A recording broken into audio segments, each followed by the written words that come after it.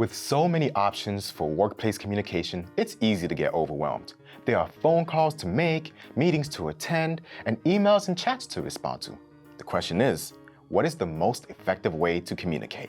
And the truth is, with the volume of messages coming in, people easily get into a rut of using the same type of communication method for everything, regardless of its effectiveness, just because it's what they're used to. When overwhelmed, sometimes it can feel like you're drowning in messages and need to grab a life preserver. But no flotation devices will help us with this. The problem is, when we're trying to stay afloat, we often don't stop to think about how we are communicating. And that can lead to problems, miscommunication, and misunderstanding. So let's talk about communication first. We'll take a close look at options we have. For example, you can meet in person, Or meet by video like with Zoom or WebEx. or Teams. And you don't necessarily need to meet to communicate. You can call Or message. or send a quick text. There are a lot of options. And taking some time to examine the options will go a long way in improving your communication in the workplace. We just went through several options. Now that could easily make someone stress about making the right choice. But please don't do that. We are going to give you some good guidelines that will help. Let's start with 4 considerations. Think about your subject matter, purpose, urgency, and recipient when choosing how to communicate. And an easy way to remember that is with the acronym SPUR, to spur you to effectively communicate. For each of these considerations, you'll need to ask yourself some questions. For subject matter, ask yourself, what do I need to communicate? Is the topic of my message highly sensitive material or a general update? Do I need a record of this communication, a paper trail? For purpose, you ask, why do you need to communicate? Do you need to work together on a project in real time, or is it something you can pass back and forth? Do you need a signature? Do you need to talk through some issues? A third consideration is urgency. When is a response needed? What is the time frame? Do you or someone else need information immediately, or can it wait a few days? So far, we have a lot of questions, and although we haven't yet looked at the recipient, I'm already thinking about grade school with the W questions. Yes, just like writing reports, having to ask who, what, when, where, and why.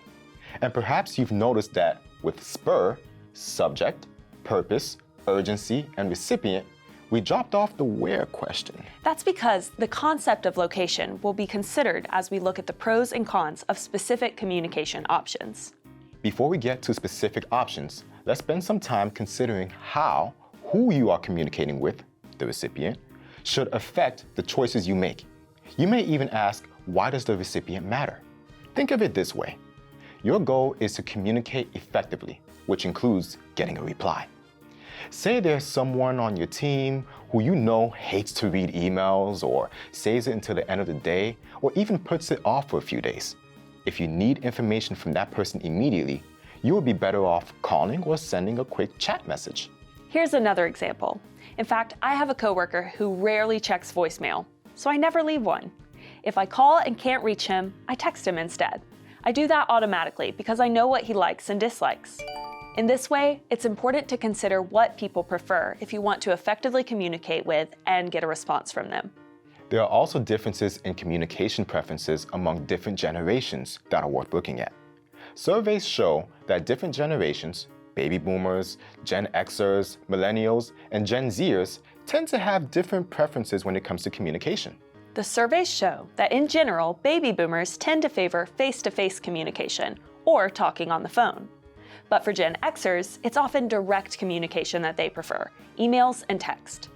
Millennials have embraced both texting and social media. And interestingly enough, Gen Zers value both texting and face-to-face communication. There seems to be some overlap. For example, Gen Xers and millennials both like using text for communicating, but for different reasons. And we see that again with Generation Z and baby boomers both valuing face-to-face communication. Gen Zers grew up texting, but many value the connection that comes from personal interaction. Now, does this mean you're just supposed to follow the surveys and assume that just because someone you work with is a millennial, that they must prefer texting and social media as their primary form of communication? No. The data provides a good guideline, but good communication doesn't rely on such research. It's important to know the preferences of the specific people you are communicating with at work. You can ask them directly, or pay attention to them. For example, if every time I text someone, they respond by calling me back, that might be an indication they don't prefer texting. There also may be differences in how you need to communicate with clients versus coworkers. You will need to know both the recipient's preferences and your organization's standards and expectations for such communication. You should be able to find the organizational standards in an employee handbook or company code of conduct. And you can always ask your supervisor or someone in HR for help if you aren't sure. So for example, I probably shouldn't communicate the details about a big project on a client's social media page if my employer has a strict standard regarding social media posts. Yes, and that probably shouldn't be done even if they don't have a strict standard. So let's not post a screenshot of a contract on the client's Instagram. Definitely not. Another thing to be avoided is the use of communication methods that are not approved by your employer, such as a department setting up chats on WhatsApp or Telegram rather than using the company's Slack. When you start operating outside of an organization's infrastructure, it can increase the chances of information being accessed by unauthorized personnel and other risks. Our goal for this lesson was to begin to spur you on to effective communication. We'll next shift to an examination of the pros and cons of different communication methods.